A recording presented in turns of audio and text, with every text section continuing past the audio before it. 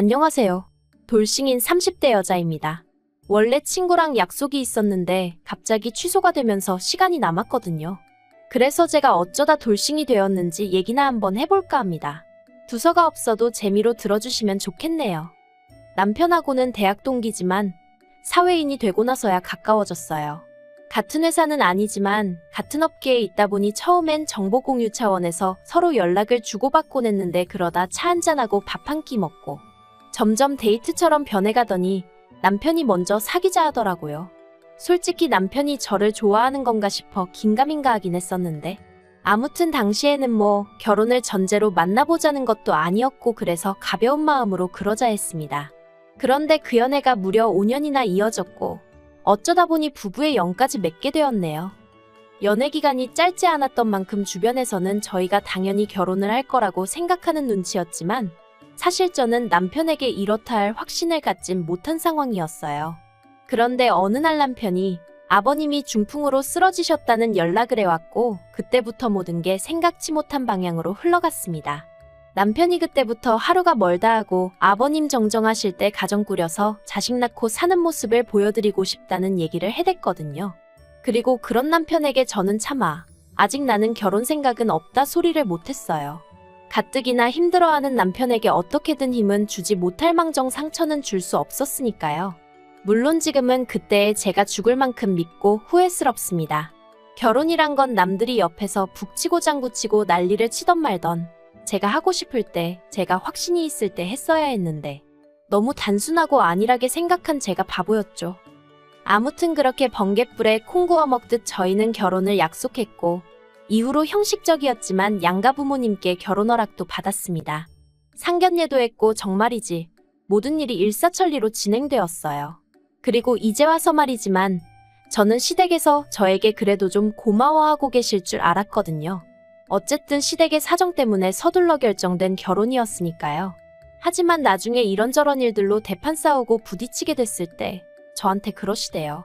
남편 좋다고 7렐레 8렐레 결혼시켜달라 할 땐 언제고 이제 와서 이간일로 대들고 그러냐고요. 그때 정말 누가 제 뒤통수를 세게 후려친 기분이었어요.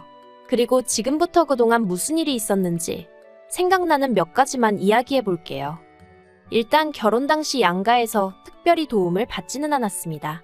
시댁이 넉넉한 상황도 아니었고 저는 대학 때부터 등록금도 제 손으로 벌어서 냈을 만큼 뭐랄까 독립적인 성격이었거든요. 그래서 친정부모님의 의사와는 별개로 결혼식 비용도 제 힘으로 해결할 계획이었어요. 어쨌든 모아둔 돈도 있었고 부족하면 제 앞으로 대출을 받을 생각이었으니까요.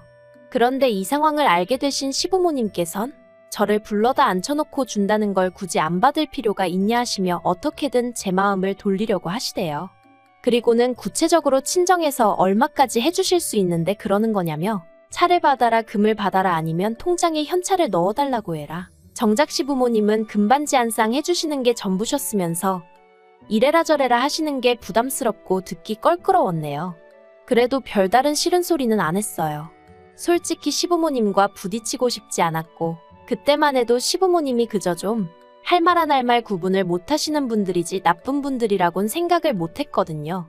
그래서 그때도 또 아무 말이나 하시네 하며 한 귀로 듣고 한 귀로 흘렸죠.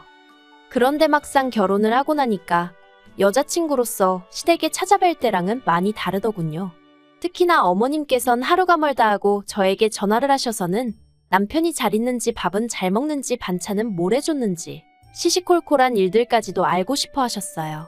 그리고 그런 통화가 툭하면 5분 10분 길어지기 일쑤였던지라 제가 직장이라 통화를 길게 못한다 하면 또 서운하다 어떻다 너는 화장실도 안 가냐 내가 전화하면 화장실을 간다던가 편의점을 간다던가 눈치껏 요령껏 통화 좀 할 수도 있는 거 아니냐 네 회사는 뭐 너 없인 안 굴러가냐 너 혼자서만 일하냐 말 그대로 억지를 쓰셨는데 그게 저에게는 참으로 버거운 일 중 하나였습니다.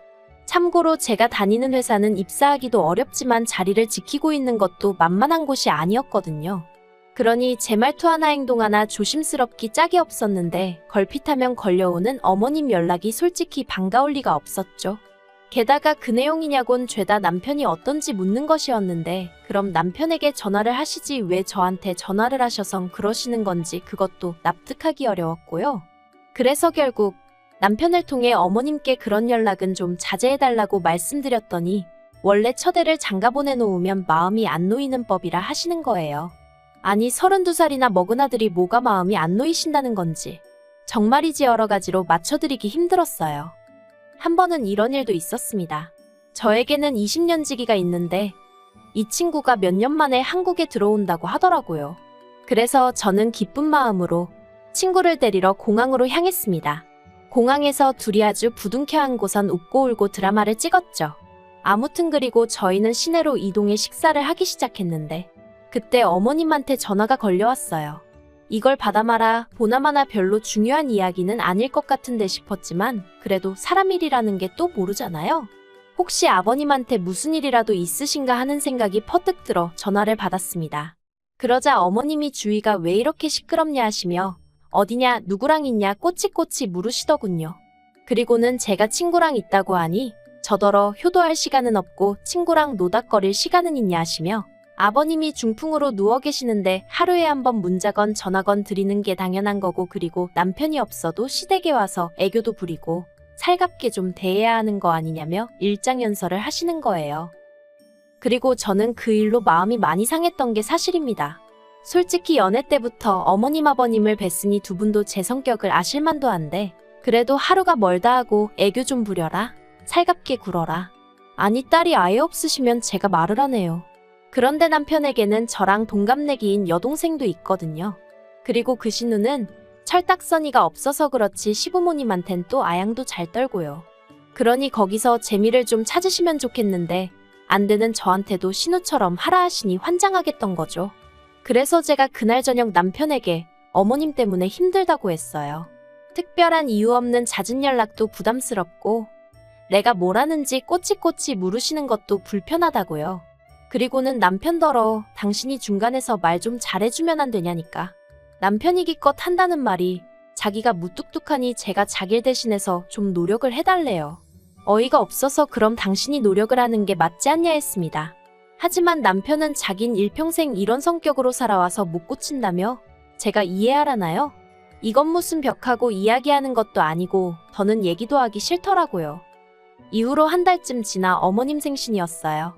그래서 다 같이 레스토랑에 갔는데 저도 묵은 감정이 남아있어서 그랬는지 오히려 전보다 더 퉁명스럽게 있게 되더라고요. 솔직히 마음이 편치는 않았지만 저도 오죽하면 그러고 있었겠어요? 그러자 어머님도 짜증이 나셨는지 저더러 이러는 이유가 뭐냐, 뭐가 그렇게 골이 났냐 하고 물으시더라고요. 그리고 저는 이때다 싶어 솔직히 말씀드렸어요. 여러 가지로 어머님이 부담스럽다. 효도든 뭐든 알아서 하게 내버려 두시면 안 되겠냐. 그리고 제가 통화가 곤란하다 할 때는 정말 곤란해서 그런 거니 어머님이 좀 기다려 주시라. 그런데 어머님 반응이 정말 황당했어요.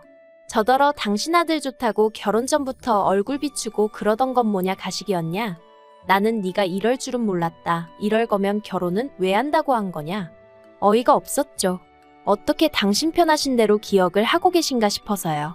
결혼 전부터 시댁에 드나들게 된 건 그 횟수가 많지도 않았지만 몇 번이나 남편을 통해서 놀러오라 하시기도 했고 남편도 은근히 바라는 눈치라 어쩔 수 없이 찾아갔던 게 사실이고 결혼을 한다는 게 제가 남편하고 가정을 꾸려 잘 살겠다는 뜻이었지 어머님 아버님 비위 맞춰드리며 살겠다는 뜻은 아니었는걸요. 그래서 저도 에라 모르겠다라는 생각으로 그러게 이럴 줄 알았으면 결혼 안 했을 거라고 확 받아쳐버렸습니다.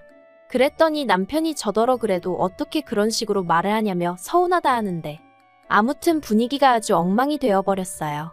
그리고 이후로는 저도 더는 못해 먹겠다는 생각에 그냥 되는 대로 했죠. 일부러 못하려고 하지도 않았지만 어떻게든 잘해드리려는 노력도 안 했거든요. 그냥 남들 하는 만큼만 딱 그만큼만 어디 가서 욕먹지 않을 만큼만 하자 그렇게 태도를 달리하게 되더라고요. 그리고 그렇게 결단을 내리고 나니 어머님 아버님은 어떠셨는지 몰라도 저는 속이 편했어요. 어머님 아버님이 뭐라고 하시건 한 귀로 듣고 한 귀로 흘려버릴 여유도 생겼으니까요.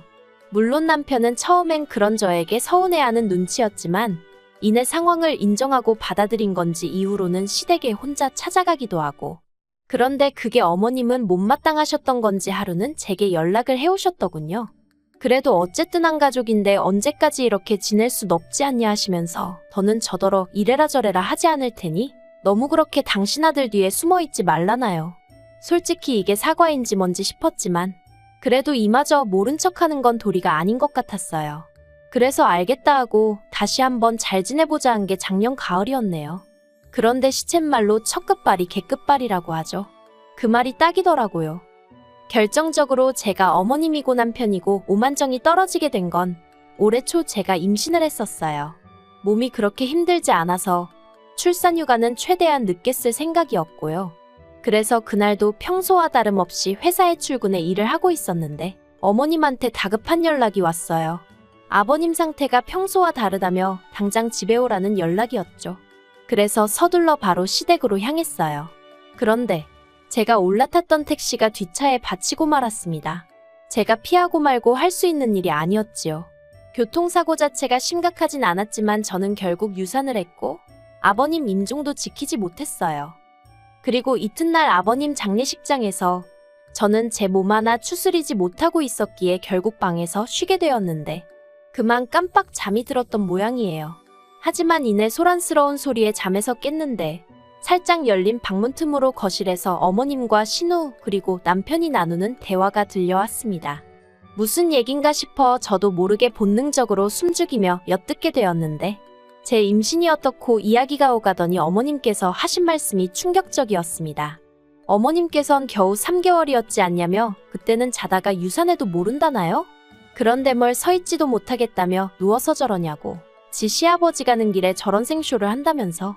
그리고 옆에 있던 신우도 어머님 말이 맞다면서.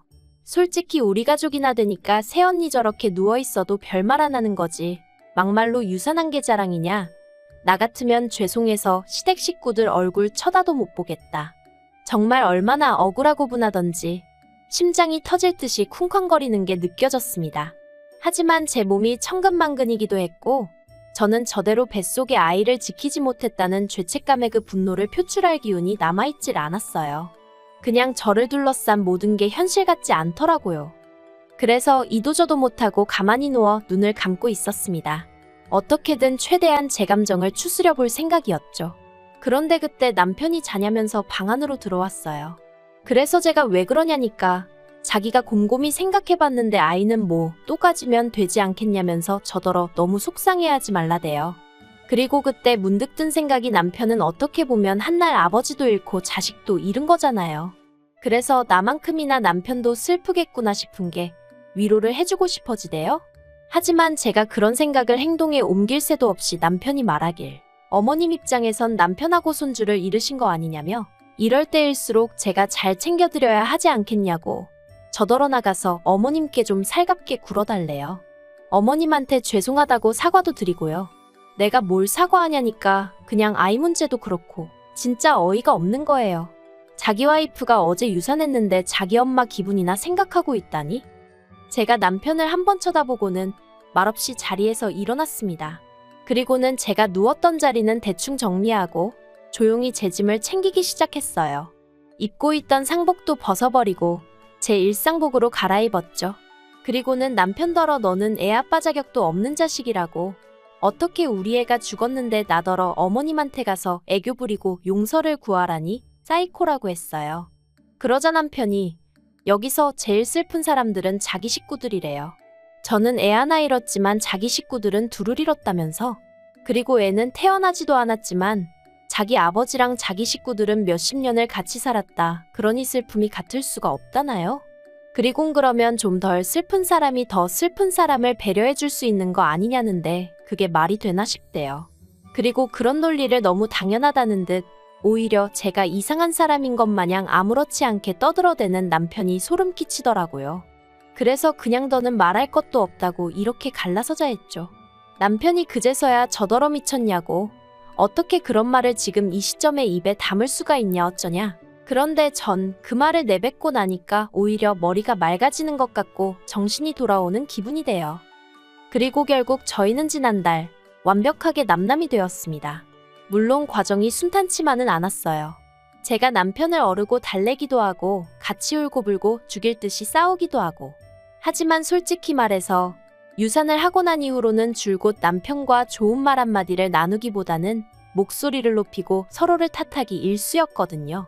그러니 결국엔 남편도 순순히 현실을 받아들인 눈치였어요. 그래서 재산 정리해서 나누고 그런대로 깔끔하게 헤어졌네요. 그런데 이후로 원하든 원치 않든 같은 업계다 보니 남편 소식이 전해져 왔는데 회사에서 잘렸다더라고요. 툭하면 집안일이 있다며 이래저래 업무에 충실하지 못했다면서 그런 일이 별로 없는데 회사 대표가 직접 해고했다나 봐요. 어머님이랑 신우랑 같이 살 것 같다는 얘기까진 들었었는데 결국 그 둘이 남편 앞길을 막았구나 싶기도 하고 하마터면 저게 내가 될 수도 있었다 생각도 들고 그래도 따로 연락은 안 했어요. 괜히 미련이라도 남은 것처럼 보일까 봐서요. 아무튼 뭐 어떻게 이야기를 끝내야 하나 싶은데 솔직히 중간에서 제대로 자기 역할을 못한 남편이 제일 등신이긴 했지만 자기 기분만 중요하고 남이 괴로워하건 슬퍼하건 그런 건 안중에도 없는 어머님만 없었더라면 이렇게 이혼까지 하게 됐을까 싶기도 하네요. 그리고 제가 얼마나 마음이 넓고 그런 사람은 아니다 보니 남편이건 시댁 식구들이건 잘 지냈으면 좋겠다 그런 생각도 없습니다. 잘 지내든 말든 관심 없고요. 그냥 앞으로 제 인생 발목 잡는 일이나 없었으면 좋겠다는 생각뿐이에요.